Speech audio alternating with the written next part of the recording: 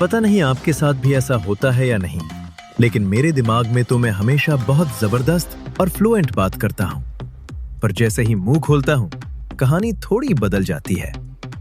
आज हम सब खुश नसीब हैं, क्योंकि आज हम बात करने वाले हैं उन कम्युनिकेशन बेस्ट प्रैक्टिसेस के बारे में जो न्यूरो साइंस से निकल कर आती हैं। मैं हूं Matt Abrahams, Stanford Graduate School of Business में स्ट्रेटेजिक कम्युनिकेशन पढ़ाता हूं, और आप सुन रहे हैं Think Fast Talk Smart the podcast. आज मेरे साथ हैं बाबा शिव, जो जीएसबी में मार्केटिंग के प्रोफेसर हैं। बाबा ने इमोशंस, मोटिवेशन और डिसीजन मेकिंग पर काफी गहरी रिसर्च की है। कैसे हमारी फीलिंग्स और ड्राइव हमारे फैसलों और एक्सपीरियंसेस को शेप करती हैं। बाबा, बहुत बहुत स्वागत है। यहां आपको पाकर सच में खुशी हो रही है। धन्यवाद मैट, यहां आकर बहुत अच्छा लग रहा है। बाबा, एक बात जो मुझे और बहुत से लोगों को आपके साथ काम करते हुए और आपसे सीखते हुए सबसे ज्यादा पसंद आती है, वो है आपकी एनर्जी और अपने काम के लिए आपका पैशन। मुझे पूरा यकीन है कि आज की बातचीत भी उतनी ही एनर्जेटिक और इंसाइटफुल होने वाली है। तो क्या हम शुरू करें? बिल्कुल, लेट्स डू इट। शानदार। आप मूल रूप से एक न्यूरो साइंटिस्ट हैं, तो क्या आप हमें ये समझाने में मदद कर सकते हैं कि आप जिन टॉपिक्स पर काम करते हैं उन्हें आप किस नजरिए से स्टडी करते हैं, खासकर जब बात कम्युनिकेशन की आती है? हाँ, देखिए, असल में जो सबसे बुनियादी बात है वो ये कि इंसानों के ज्यादातर फैसले और व्यवहार तर्क से नहीं, इमोशन से चलाए जाते हैं। मतलब हम सोचते हैं कि हम लॉजिक से डिसाइड कर रहे हैं, लेकिन हकीकत में हमारे दिमाग का इमोशनल हिस्सा ज्यादा कंट्रोल में होता है। अगर मुझे सारे रिसर्च और एविडेंस को देखकर कोई अंदाजा लगाना हो, तो मैं कहूंगा कि करीब 90 से 95% तक हमारे फैसले और रिएक्शंस अनजाने में, बिना हमें पता चले, हमारे इमोशनल ब्रेन सिस्टम से शेप होते हैं। वाह! तो अगर आप इस नजरिए से सोचें, खासकर कम्युनिकेशन के संदर्भ में, तो सबसे पहली चीज यही है कि आपको रैशनल ब्रेन से पहले इमोशनल ब्रेन को एड्रेस करना चाहिए। यही न्यूरोसाइंस और कम्युनिकेशन का बेसिक सिद्धांत है। तो जब हम ये सोचते हैं कि हमें क्या कहना है, किससे कहना है और कैसे कहना है, तो आप ये कह रहे हैं कि हमें प्लानिंग इमोशन से शुरू करनी चाहिए। मतलब पहले ये समझे कि सामने वाला क्या फील करेगा। बिल्कुल।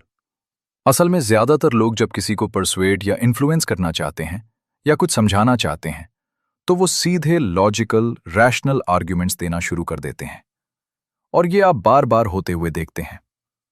सामने 30 स्लाइड्स का एक डेक होता है जो नंबरों और चार्ट से भरा होता है। सही कहा। और हम ये भूल जाते हैं कि इंसान के फैसलों में रैशनल ब्रेन का रोल सिर्फ करीब 5 से 10% ही होता है। मैं ये नहीं कह रहा कि लॉजिक को इग्नोर कर दो। रैशनल दिमाग को भी कुछ फॉडर चाहिए, कुछ डेटा चाहिए जिससे वो सोच सके। लेकिन सबसे पहले आपको उस चीज को टारगेट करना पड़ता है जो इमोशनल ब्रेन ढूंढ रहा होता है। और वो हर इंसान के माइंडसेट पर डिपेंड करता है। क्या वो पर्सन रिस्क एवर्स है, मतलब बहुत सतर्क, या फिर रिस्क टॉलरेंट है, मतलब थोड़ा एडवेंचरस टाइप? मैं यहाँ टाइप 1 और टाइप 2 माइंडसेट की बात कर रहा हूँ। जैसे स्टैटिस्टिक्स में टाइप 1 और टाइप 2 एरर होते हैं, वैसे ही। टाइप 1 एरर का मतलब होता है गलती कर बैठने का डर। टाइप 2 एरर का मतलब होता है किसी मौके को मिस कर देने का डर। असल में ये डर से ज्यादा नए मौके पाने की चाह होती है। तो सबसे पहले ये समझना जरूरी है कि सामने वाले का दिमाग किस स्टेट में है, उसका माइंडसेट क्या है। क्योंकि हमारे दिमाग में 2 अलग अलग सर्किट होते हैं। एक रिस्क अवर्स बिहेवियर के लिए, जो सुरक्षित रहना चाहता है, और दूसरा रिस्क टॉलरेंट बिहेवियर के लिए, जो नए मौके लेना चाहता है।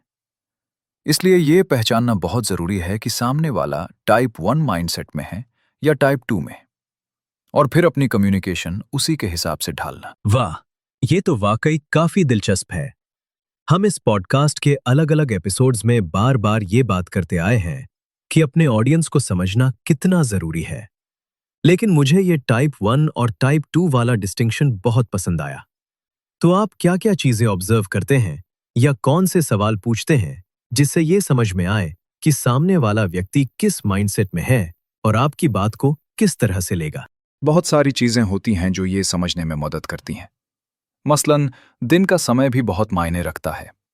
जब हम सुबह उठते हैं तो हमारे शरीर में सेरोटोनिन का लेवल सबसे ज्यादा होता है। बाद में इस पर और बात कर सकते हैं।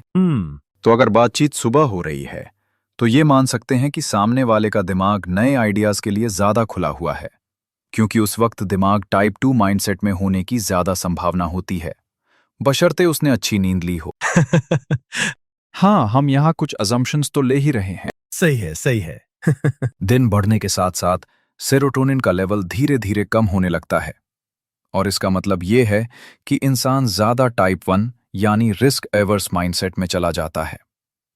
तो अगर बातचीत दोपहर या शाम में हो रही है तो मुझे अपनी कम्युनिकेशन में ऐसी चीजें शामिल करनी चाहिए जो सामने वाले को कंफर्ट दें। क्योंकि दिमाग को ज्यादा ओपन और रिस्क टॉलरेंट बनाने का सबसे अच्छा तरीका है पहले उसे कंफर्टेबल फील कराना। तो ये कैसे करेंगे? परिचित चीजों से। फेमिलियरिटी दिमाग को बहुत सुकून देती है, जैसे भरोसा, ये तरीका पहले भी काम कर चुका है, या वैलिडेशन, टेस्टिमोनियल्स, मतलब ये सिर्फ मैं नहीं कह रहा, और लोग भी यही मानते हैं। और एक और बहुत पावरफुल तरीका है जिस पर हम आगे बात कर सकते हैं, वो है हंसी। हंसना स्ट्रेस कम करने का सबसे तेज तरीका है, और ये दिमाग को जल्दी से टाइप 2 यानी ज्यादा ओपन और रिस्क टॉलरेंट माइंडसेट में ले आता है। तो आपकी बातों से ऐसा लग रहा है कि सुबह का समय ब्रेनस्टॉर्मिंग के लिए और नए आइडियाज रखने के लिए सबसे अच्छा होता है, और दोपहर या शाम को? तब जोक्स सुनाइए, ट्रस्ट बनाइए, लोगों को कंफर्टेबल फील कराइए। यही तो आप कह रहे हैं, सही समझा ना मैंने? बिल्कुल सही। क्योंकि हमने हाल ही में एक एपिसोड में ह्यूमर की ताकत पर बात की थी, और आप बिल्कुल सही कह रहे हैं। हंसी लोगों को जल्दी ओपन करती है, उनकी विलिंगनेस बढ़ाती है कि वो आपकी बात सुने और उसे एक्सेप्ट करें। मुझे ये बहुत अच्छा लग रहा है कि आप ये दिखा रहे हैं कि कॉन्टेक्स्ट कितना मैटर करता है। दिन का समय, माहौल, मूड, ये सब सीधे इस बात को इन्फ्लुएंस करते हैं कि सामने वाला आपकी बात के लिए कितना रिसेप्टिव होगा। हाँ बिल्कुल, यही तो पूरी बात है। तो जब मैं इस एपिसोड के लिए रिसर्च कर रहा था, और सच कहूं तो बड़ा मजा आ रहा था, क्योंकि आपका काम कई अलग अलग डोमेन्स में फैला हुआ है। मुझे जीएसबी इनसाइट्स का एक पुराना आर्टिकल मिला जिसका टाइटल था the art of the imperfect pitch. अच्छा, तो क्या आप हमें बता सकते हैं कि आपकी रिसर्च से ऐसे कौन से बेस्ट प्रैक्टिसेस सामने आए हैं जो लोगों को पर्सुएड करने में मदद करते हैं, उन बातों से आगे जिन पर हम अब तक चर्चा कर चुके हैं? हाँ जरूर। इसमें एक बहुत दिलचस्प कॉन्सेप्ट है जिसे कहते हैं आइकिया इफेक्ट। आइकिया इफेक्ट मतलब वही आइकिया जहां से मैं फर्नीचर खरीदता हूं हाँ बिल्कुल वही आइकिया। और फिर उसे जोड़ते समय फ्रस्ट्रेट हो जाता हाँ हाँ वही, बिल्कुल वही। आइकिया स्टोर ही, हाँ। और आइकिया मैं कोट्स में इसलिए कह रहा हूं क्योंकि असली आइकिया का फर्नीचर जोड़ना कई बार बड़ा फ्रस्ट्रेटिंग हो जाता है। हाँ। तो आइकिया इफेक्ट ये कहता है कि जब भी हमारा दिमाग ये महसूस करता है कि उसने किसी चीज में इन्वेस्ट किया है, चाहे वो इन्वेस्टमेंट मेंटल हो, फिजिकल हो या मॉनेटरी, तो दिमाग उस चीज से इमोशनली जुड़ जाता है। यानी जहां हमने मेहनत लगाई वहां हमारा अटैचमेंट अपने आप बढ़ जाता है। और ये बात मुझे एक और ऑब्जर्वेशन से भी कंफर्म हुई जो मैंने स्टैनफोर्ड के डिजाइन स्कूल में पढ़ाते हुए देखी। डिजाइन स्कूल में एक मैकेनिकल इंजीनियरिंग सेक्शन है जहां जो भी प्रोटोटाइप्स बनते हैं वो यूजुअली बहुत पॉलिश्ड होते हैं क्योंकि उनके पास 3D प्रिंटर्स वगैरह होते हैं। और दूसरी तरफ एक सेक्शन होता है जिसे हम आर्ट सेक्शन कहते हैं, जहां एल्यूमिनियम फॉयल, फोम वगैरह से मॉडल बनते हैं। वहां के प्रोटोटाइप काफी रफ, अधूरे से दिखते हैं। और जो बात सच में फैसिनेटिंग है, और मेरी मौजूदा रिसर्च भी इसे बार बार कंफर्म कर रही है, वो ये कि अगर आप किसी को बहुत पॉलिश्ड, एकदम परफेक्ट सा प्रोटोटाइप दिखाते हैं तो लोग उसमें सिर्फ कमियां ढूंढते हैं।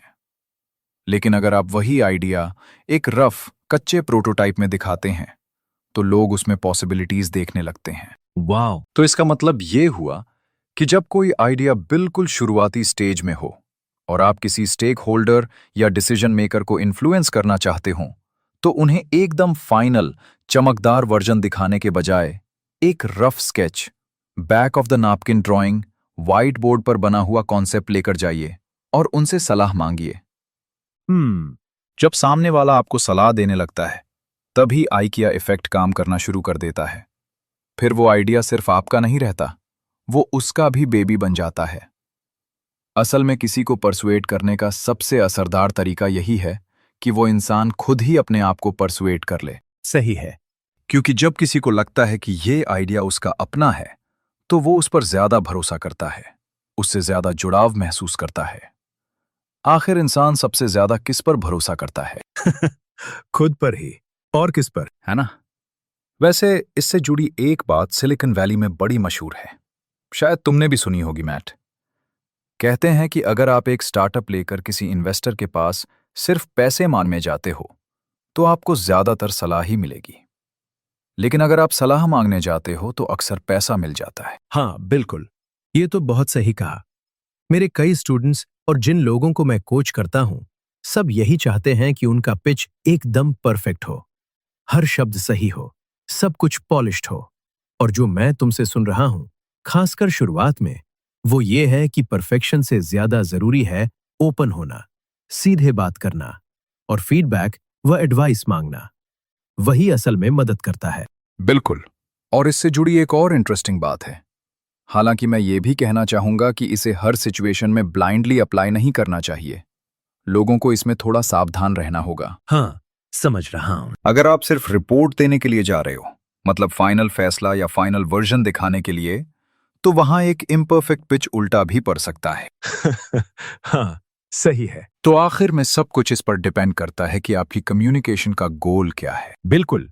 अगर आप सच में दूसरों को परसुएट करना चाहते हैं, तो इससे जुड़ा एक और कॉन्सेप्ट है जिसे हेयरी आर्म फिनोमिनन कहते हैं।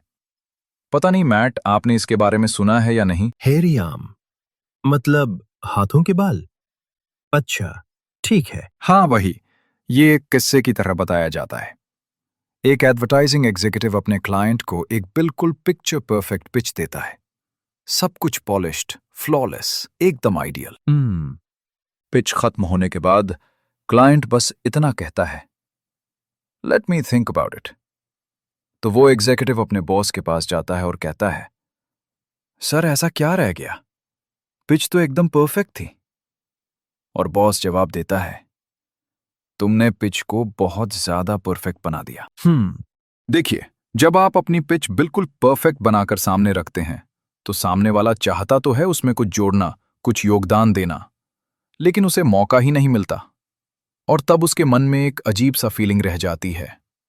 कुछ तो है जो ठीक नहीं लग रहा, लेकिन समझ नहीं आ रहा क्या। तो वो कह देता है, let me think about it. इसीलिए बॉस ने उसे समझाया कि इसे हेयरी आर्म फिनोमिनन कहते हैं। वो बोल, तुम जो एड कैंपेन दिखा रहे हो, उसके आखिर में जो मॉडल प्रोडक्ट पकड़े हुए हैं ना, उसके हाथ पर थोड़े बाल दिखा दो। ताकि क्लाइंट कह सके, अरे सब बढ़िया है, बस ये हाथ के बाल हटा दो, फिर सब परफेक्ट है। मतलब सामने वाले को कुछ सुधारने का मौका मिल जाए, कुछ कंट्रीब्यूट करने का चांस मिले, और तभी उसे लगता है, हाँ, अब ये आइडिया मेरा भी है। समझ गया। बिल्कुल सही। मतलब सामने वाले को कुछ ऐसा दे दो जिस पर वो ध्यान दे सके। मुझे ये कहानी बहुत पसंद आई। तो लेकिन एक बात बहुत जरूरी है याद रखने की। आप पिच की शुरुआत हेयरी आर्म से नहीं करना चाहते, ठीक है? पहला इंप्रेशन बहुत मायने रखता है। हाँ, बिल्कुल। आप शुरुआत में ऐसे नहीं दिखना चाहते कि आप कुछ ठीक से जानते ही नहीं या कॉन्फिडेंट नहीं हैं। लेकिन अगर आप जानबूझकर थोड़ी सी इम्परफेक्शन छोड़ देते हैं, तो आप बेचने में, कन्विंस करने में कहीं बेहतर काम करते हैं। समझ गया। मैं सोच रहा हूं कि ये तरीका सिर्फ परसुएशन में ही नहीं, फीडबैक देने में भी काम आ सकता है। कई बार जब हम किसी को फीडबैक देते हैं, तो हम इस बात पर बहुत ज्यादा अटक जाते हैं कि बात बिल्कुल परफेक्ट तरीके से कही जाए, ताकि सामने वाला अपना बिहेवियर या अप्रोच बदले। लेकिन शायद बेहतर ये होगा कि हम उनसे उनकी राय पूछें, उन्हें इन्वॉल्व करें या उन्हें प्रोसेस का हिस्सा बनने का मौका दें, ताकि वो खुद उस बदलाव में ज्यादा इन्वेस्टेड महसूस करें। बिल्कुल सही। और एक और बहुत जरूरी बात है मैट, जिसमें आप खुद एक्सपर्ट हैं। एक अच्छा कम्युनिकेटर बनने के लिए अच्छा लिसनर होना भी उतना ही जरूरी है। बिल्कुल। और सुनने का मतलब सिर्फ कानों से सुनना नहीं है। इसका मतलब है सामने वाले इंसान को पूरी तरह ऑब्जर्व करना, समझना, उनके एक्सप्रेशंस, उनकी बॉडी लैंग्वेज, उनकी एनर्जी। आप किससे बात कर रहे हैं, वो कैसा महसूस कर रहा है, वो किस माइंडसेट में है, इन सब पर ध्यान देना। सही कहा। और सबसे अहम बात, सामने वाले को बोलने की स्पेस दो, उन्हें अपनी बात कहने दो। क्योंकि जब कोई खुद अपनी बात रखता है, खुद सोचता है, खुद सुझाव देता है, तो वो आइडिया उसका भी हो जाता है। और जब आइडिया में ओनरशिप आ जाती है, तो एक्सेप्टेंस और कमिटमेंट अपने आप बढ़ जाते हैं। हाँ बिल्कुल, इस पर काफी रिसर्च भी है कि बातचीत में कौन कितना बोलता है ये बहुत मैटर करता है। क्योंकि ट्रस्ट बनता है और इन्वॉल्वमेंट की फीलिंग आती है तब जब सामने वाला आपसे ज्यादा बोलता है। अगर आपका गोल है कि वो पर्सन ज्यादा एंगेज्ड फील करे, ज्यादा कंफर्टेबल हो और आप पर भरोसा करे, तो उसे बोलने की स्पेस देना बहुत जरूरी है। इसलिए लिसनिंग सच में बहुत पावरफुल स्किल है। और साथ साथ ऐसे सवाल पूछना भी मदद करता है, जैसे अभी आपके दिमाग में सबसे ज्यादा क्या चल रहा है, किस बात को लेकर आपको नींद नहीं आ रही। हाँ, या फिर मैं समझना चाहता हूं कि आप किस पर्सपेक्टिव से देख रहे हैं और मैं किस तरह आपकी मदद कर सकता हूं। अच्छा। और ऑनेस्टली मैं ये गारंटी नहीं दे सकता कि मेरे पास सबसे परफेक्ट सोल्यूशन होगा, लेकिन कम से कम मैं एक अच्छा साउंडिंग बोर्ड बन सकता हूं, आपकी बात सुनने के लिए, उसे रिफ्लेक्ट करने के लिए और फिर साथ मिलकर ये देखने के लिए कि क्या और कैसे बेहतर किया जा सकता है। तो बेसिकली बात यह है कि सामने वाले को बोलने का इनविटेशन देना, जेन्युइनली हेल्प ऑफर करना और ये समझना कि उसके लिए क्या इंपॉर्टेंट है, ताकि वो खुलकर बोले और आपके पास सच में कुछ सुनने को हो। मुझे ये अप्रोच बहुत पसंद आई और यही बात मुझे मेरे अगले सवाल तक ले जाती है। इस पॉडकास्ट में हम अक्सर बात करते हैं कि अपनी कम्युनिकेशन को बेहतर बनाने के लिए हमें अपना बिहेवियर कैसे बदलना चाहिए। तो आपके हिसाब से ऐसे कौन से और यूजफुल तरीके हैं जिनसे हम अपने कम्युनिकेशन गोल्स हासिल कर सकते हैं, खासकर जब बात चेंज लाने की हो? मेरे हिसाब से सबसे पहला और सबसे जरूरी तरीका है ऐसा कोई भी प्रैक्टिस अपनाना जो आपको डी स्ट्रेस करे, जो आपको मेंटली शांत करे। मतलब कुछ भी। और ये अलग अलग चीजें हो सकती हैं। कभी कभी बस 2-4 डीप ब्रेथ्स लेना, कभी ऑडियंस को विजुअलाइज करना, ये इमेजिन करना कि सामने वाला आपको पॉजिटिवली, खुले मन से सुन रहा है। कभी कभी तो हंस लेना भी काफी होता है। और फनी बात यह है कि असली हंसी जरूरी नहीं, फेक हंसी भी काम कर जाती है, वो भी आपको डी स्ट्रेस कर देती है। और ये इसलिए जरूरी है क्योंकि अगर आप सही मेंटल स्टेट में नहीं हैं, और सही स्टेट से मेरा मतलब है कि अगर आप स्ट्रेस्ड हैं, तो आपका दिमाग ऑटोमेटिकली ज्यादा रिस्क अवर्स मोड में चला जाता है और फिर आप एक्सपेरिमेंट करने से डरते हैं। आप खुलकर सोचते नहीं हैं, ट्राई नहीं करते, क्योंकि आप डर से ऑपरेट कर रहे होते हैं। राइट? तो असली टैक्टिक यही है कि आप अपनी स्किन में कंफर्टेबल महसूस करें। मतलब आप वहां खड़े होकर सच में कंफर्टेबल हैं या अभी भी अंदर से स्ट्रेस्ड हैं। कई बार हमें खुद भी पता नहीं चलता कि हम कितने स्ट्रेस हैं। इसीलिए मेडिटेशन जैसी प्रैक्टिस बहुत जरूरी होती है। राइट। सिर्फ हेल्थ के लिए नहीं, कम्युनिकेशन के लिए भी। एक अच्छा कम्युनिकेटर बनने के लिए आपका दिमाग स्ट्रेस के सामने ज्यादा रेजिलिएंट होना चाहिए। मैट, तुमने भी ये एक्सपीरियंस किया होगा। ऑडियंस के सामने बोलते हुए जब आप कोई जोक क्रैक करना चाहते हो और वो पहले से आपके प्लान का हिस्सा होता है, लेकिन जैसे ही आप स्ट्रेस में चले जाते हो, वही जोक बिल्कुल फ्लैट चला जाता है। ओ हाँ, बिल्कुल। राइट। क्योंकि उस मोमेंट में मैं खुद ये करता हूं, मैं पहले ही बोल देता हूं, अरे एक जोक सुनाता हूं और खुद ही हंसने लग जाता हूं। और जैसे ही मैं खुद हंसता हूं, सामने वाले भी ऑटोमेटिकली मुस्कुराने लगते हैं, गिगल करने लगते हैं, क्योंकि ये इंसानों की नेचुरल टेंडेंसी है ना? राइट। अगर सामने वाला हंस रहा होता है तो आप भी अपने आप हंसने लगते हो। राइट। और हंसी इन्फेक्शियस होती है। फिर उसके बाद मैं जोक बोलता हूं।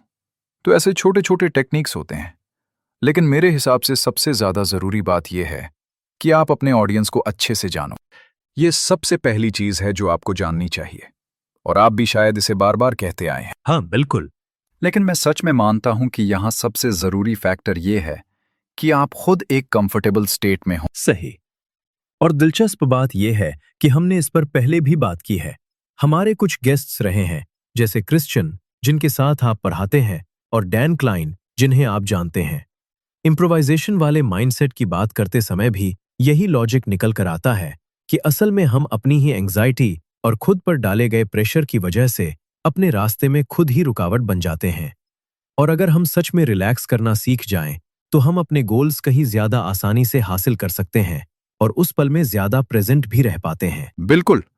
और आपको ये समझना होगा कि हमारा दिमाग कई इंस्टिंक्ट बेस्ड सिस्टम से चल रहा होता है। अगर आप स्ट्रेस्ड हैं, तो वही स्ट्रेस आपके पूरे फ्रेम को शेप कर देगा। आप ऑडियंस को कैसे देख रहे हैं, अपने कंटेंट को कैसे परसीव कर रहे हैं, सब कुछ उसी से प्रभावित होगा। और आपकी बॉडी लैंग्वेज भी बहुत कुछ बता देती है। जैसा कि हम सब जानते हैं, किसी को परसुएट करने की हमारी क्षमता सिर्फ इस पर डिपेंड नहीं करती कि हम क्या कह रहे हैं, बल्कि इस पर भी करती है कि हम उसे कैसे कह रहे हैं। तो अगर आप उस राइट स्टेट में नहीं हैं, तो वो साफ दिखेगा। हाँ, वो छोटे छोटे संकेत जो हम अनजाने में दे देते हैं। मैंने आपकी बातें सुनकर बहुत कुछ सीखा। अब मैं ये जानना चाहता हूं कि क्या आपके पास कोई और ऐसे टिप्स हैं जिनके बारे में हमने अभी बात नहीं की, लेकिन जो हमें और ज्यादा इफेक्टिव कम्युनिकेटर बनने में मदद कर सकते हैं? बिल्कुल। अगर कोई बहुत इंपॉर्टेंट बात है, जैसे आपको किसी बड़े ऑडियंस के सामने टॉक देनी है, तो मेरी सबसे सिंपल लेकिन पावरफुल एडवाइस ये होगी: समय पर सोइए, अच्छी नींद लीजिए। नींद से बिल्कुल भी कॉम्प्रोमाइज मत कीजिए। मैंने कई लोगों को देखा है जो पूरी रात प्रेजेंटेशन प्रैक्टिस करते रहते हैं और फिर सिर्फ 2 से 3 घंटे सोकर स्टेज पर चले जाते हैं। अगर आपने अच्छी नींद नहीं ली है, तो समझिए आपके ब्रेन केमिकल्स ऐसे हो जाते हैं कि आप ऑटोमेटिकली रिस्क अवर्स मोड में चले जाते हैं। मतलब आपका दिमाग पहले से ही फेलियर के बारे में सोचने लगता है। कहीं कुछ गलत ना हो जाए, कहीं मैं अटक ना जाऊं, कहीं लोग जज न कर दें। और वो एकदम गलत मेंटल स्टेट होती है। अगर आपने ठीक से नींद नहीं ली है, तो ऐसा होना बिल्कुल पॉसिबल है। जैसे मैट, तुम भी ये करते हो और मैंने भी किया है, अलग अलग टाइम जोन्स में ट्रैवल करना, जेट लैग हो जाना। राइट। तो ऐसे में मैं एक काम तुरंत करता हूं। मैं अपने लिए कंफर्ट फूड मंगवा लेता हूं। अच्छा, ठीक है। मेरे लिए, क्योंकि मैं इंडिया में बड़ा हुआ हूं और ज्यादातर इंडियन से बात करो तो वो भी यही कहेंगे, वो कंफर्ट फूड है दही चावल। तो मैं बस सादा चावल मंगवाता हूं, प्लेन दही लेता हूं, दोनों मिलाता हूं और खा लेता हूं। क्योंकि दिमाग को उस समय सबसे ज्यादा जरूरत होती है कंफर्ट की, फेमिलियरिटी की, कि सब ठीक है, तुम सेफ हो, तुम रिलैक्स्ड हो। राइट। क्योंकि कंफर्ट फूड सच में बहुत सुकून देता है। और फिर अगर उस रात की नींद पूरी नहीं हो पाती, तो मैं सुबह दौड़ने निकल जाता हूं। क्योंकि दौड़ने के लगभग 15 मिनट के अंदर अंदर दिमाग में सेरोटोनिन जैसे केमिकल्स बढ़ने लगते हैं। और फिर आप एक बेहतर मेंटल स्टेट में आ जाते हैं जब आपको अपनी टॉक देनी होती है। बहुत बढ़िया, मुझे ये बहुत पसंद आया। कंफर्ट फूड खाने का कोई भी बहाना मिल जाए तो मैं ले लूंगा। अब मैं सबको कहूंगा, ये बाबा ने कहा है। बढ़िया है। लेकिन भले ही वो थोड़ा अनहेल्दी ही क्यों ना हो। हाँ थोड़ा सा हाँ वो थोड़ा सा खाना बिल्कुल ठीक रहेगा। हाँ। और मुझे पता है आप तो काफी फिट रहते हैं। मुझे नहीं पता आपको याद है या नहीं, लेकिन जब हम पहली बार मिले थे तो हम वॉकिंग मीटिंग पर गए थे और मैं समझ रहा था कि हम बस टहल रहे हैं, लेकिन आपकी चलने की स्पीड मेरी स्पीड से कहीं ज्यादा तेज निकली। हाँ बिल्कुल, मैं उसे टी वॉक कहता हूं। टॉक और वॉक एक साथ। हाँ। और वो भी प्री कोविड टाइम में। हाँ, कोविड ने तो सब कुछ ही बदल दिया था, लेकिन अब लगता है चीजें धीरे धीरे ठीक हो रही हैं। सही कहा। अब तो वो टी वॉक कम और टी जॉग ज्यादा लगता है, क्योंकि आप तो जॉगिंग कर रहे होते हैं और मैं पीछे पीछे हांफता हुआ आ रहा होता हूं। बाबा, अब मैं आपसे वही 3 सवाल पूछना चाहूंगा जो मैं हर मेहमान से पूछता हूं। तैयार हैं आप? हाँ बिल्कुल। बहुत बढ़िया। तो पहला सवाल यह है, अगर आपको अब तक मिली सबसे बेहतरीन कम्युनिकेशन एडवाइस को 5 से 7 शब्दों के एक स्लाइड टाइटल में समेटना हो, तो वो क्या होगा? जब मैंने सेल्स में, खासकर टेक्निकल सेलिंग में अपना करियर शुरू किया था, तब मेरे बॉस ने मुझसे कहा था, जस्ट बी योरसेल्फ। किसी और जैसा बनने की कोशिश मत करो। बिल्कुल सही। सच तो ये है कि किसी और जैसा बनना खुद बने रहने से कहीं ज्यादा मुश्किल होता है। अब मुझे ये जानने की बड़ी उत्सुकता है, वो कौन सा कम्युनिकेटर है जिसे आप सबसे ज्यादा एडमायर करते हैं और क्यों? तो इसमें मैं 2 नाम लेना चाहूंगा। आपके लिए तो बिल्कुल 2 क्या, जितने चाहें। Thank you Matt. और दिलचस्प बात यह है कि दोनों का स्टाइल एक दूसरे से बिल्कुल अलग है। पहला नाम है वॉरेन बफेट। बहुत ही सिंपल, फ्रेंडली, खुले दिल वाले इंसान हाँ, और बिल्कुल ईमानदार। लेकिन जो शब्द उनके मुंह से निकलते हैं ना, वो ऐसे होते हैं कि मन करता है उन्हें लिख लो और बार बार दोहराते रहो। और वो शब्द तो पूरे मार्केट को हिला देते हैं। और सच में उनके शब्द बाजार तक को हिला देते हैं। बिल्कुल सही। और दूसरा कम्युनिकेटर जिनकी मैं बहुत इज्जत करता हूं, वो हैं विंस्टन चर्चिल। क्योंकि मैं हिस्ट्री का बड़ा शौकीन हूं, और जब आप उनके स्पीचेस देखते हैं, ओह माय गॉड, आप साफ देख सकते हैं कि वो अपने भाषणों पर कितना काम करते थे। वो बार बार उन्हें रीराइट करते थे, फिर से लिखते, फिर से सुधारते, यहां तक कि उनकी टोन और पॉजेज तक लिखी होती थीं। यहां जोर देना है, यहां रुकना है, यहां आवाज ऊंची करनी है। हाँ बिल्कुल। जरा सोचिए, एक इंसान जिसने सिर्फ अपने शब्दों के दम पर पूरे देश को, बल्कि पूरी दुनिया को उस दौर में खड़े होने की हिम्मत दी जो शायद इतिहास का सबसे अंधेरा दौर होने वाला था। हाँ बिल्कुल। हमारी पूरी हिस्ट्री में, है ना? और ये सोचना ही कितना इंस्पायरिंग है कि कैसे उन्होंने पूरे एक देश को मोटिवेट किया, हार न मानने के लिए, डटे रहने के लिए। ओह, एब्सोल्युटली। और मैं तो हर उस इंसान को रेकमेंड करूंगा जो कम्युनिकेशन बेहतर करना चाहता है कि वो चर्चिल के स्पीचेस और उनकी जर्नी को जरूर देखे। जिस तरह से उन्होंने खुद को एक ग्रेट स्पीकर के रूप में गढ़ा, वो प्योर टेनासिटी और लगातार प्रैक्टिस की मिसाल है। वो शुरू में वैसे नहीं थे जैसे बाद में बने, उन्होंने खुद को बनाया। अब मैं आपसे तीसरा सवाल पूछना चाहता हूं। आपके हिसाब से सक्सेसफुल कम्युनिकेशन की रेसिपी में डालने के लिए पहले 3 इंग्रेडिएंट्स क्या होंगे? अगर मैं इसे खाना बनाने वाले मेटाफर से समझाऊं हाँ ठीक है। तो सबसे पहली बात यह कि आप जानें कि आप खाना किसके लिए बना रहे हैं। दूसरी बात, क्या आपके पास सही इंग्रेडिएंट्स हैं? और तीसरी बात, क्या आप खुद उसके लिए एक्साइटेड हैं? तो जरा इसे थोड़ा और खोलकर समझाइए। मुझे ये एनालॉजी बहुत पसंद आई। जब आप सही इंग्रेडिएंट्स कहते हैं, तो आपका मतलब है कि आप खुद भी सही फ्रेम ऑफ माइंड में हो, सामने वाला ऑडियंस भी सही माइंडसेट में हो। बिल्कुल। बहुत बढ़िया, रियली गुड। हाँ, और सिर्फ माइंडसेट ही नहीं, कंटेंट भी उतना ही इंपॉर्टेंट है। मतलब आप क्या कह रहे हैं और उसे कैसे डिलीवर कर रहे हैं। क्योंकि जैसे कुकिंग में एक रेसिपी होती है, वैसे ही कम्युनिकेशन में भी एक तरीका होता है। हाँ सही। और टाइम के साथ साथ हर इंसान अपनी खुद की रेसिपी डेवलप कर लेता है कि उसके लिए इफेक्टिव कम्युनिकेशन कैसे काम करता है। हम सबकी अलग अलग होती है। अगर आपको अभी तक अपनी रेसिपी क्लियर नहीं है, तो जरूरी है कि आप थोड़ा सेल्फ अवेयर बने और सोचें, मेरे लिए सक्सेस का फॉर्मूला क्या है। मतलब उन मोमेंट्स पर वापस जाएं जब आपको लगा कि आपने बहुत अच्छा कम्युनिकेट किया था, जब आपको खुद पर गर्व महसूस हुआ था, और अपने आप से पूछें, मैंने उस समय क्या सही किया था और क्या नहीं किया था जिसकी वजह से वो कॉन्वर्सेशन या प्रेजेंटेशन इतनी इफेक्टिव बनी। हर इंसान की अपनी एक अलग रेसिपी होती है। किसी और की रेसिपी को कॉपी करने की कोशिश मत कीजिए। हाँ, एक्सपर्ट से सीखना जरूरी है, क्योंकि उन्होंने पहले ही वो रास्ता तय किया है। आपको सब कुछ जीरो से सीखने की जरूरत नहीं है, लेकिन उसके बाद उस रेसिपी को अपने स्टाइल, अपनी पर्सनैलिटी के हिसाब से ढालना बहुत जरूरी होता है। ये बात बहुत इंपॉर्टेंट है। किसी भी स्किल में, खासकर कम्युनिकेशन में, खुद पर रिफ्लेक्ट करना, ये समझना कि मेरे लिए क्या काम करता है, ये बहुत क्रिटिकल होता है। बाबा, ये कॉन्वर्सेशन वाकई बहुत शानदार रही। बहुत मजा आया और बहुत कुछ सीखने को मिला। और अब तो मैं जाकर अपने लिए मैकरोनी एंड चीज बनाने वाला हूं। हम आपका बहुत आभार मानते हैं कि आपने कम्युनिकेशन पर अपना पर्सपेक्टिव शेयर किया और बताया कि न्यूरोसाइंस हमें कैसे और बेहतर, ज्यादा इफेक्टिव कम्युनिकेटर बना सकती है। एक बार फिर धन्यवाद। धन्यवाद मैट, यहाँ आकर बहुत अच्छा लगा। सच में बहुत मजा आया। आपने think Fast Talk smart podcast सुना, जो Stanford Graduate School of business द्वारा प्रोड्यूस किया गया है। और मैं आपसे एक बात शेयर करना चाहता हूं।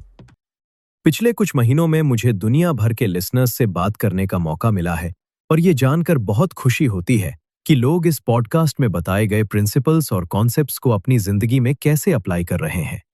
इसका असर देखकर सच में प्रेरणा मिलती है।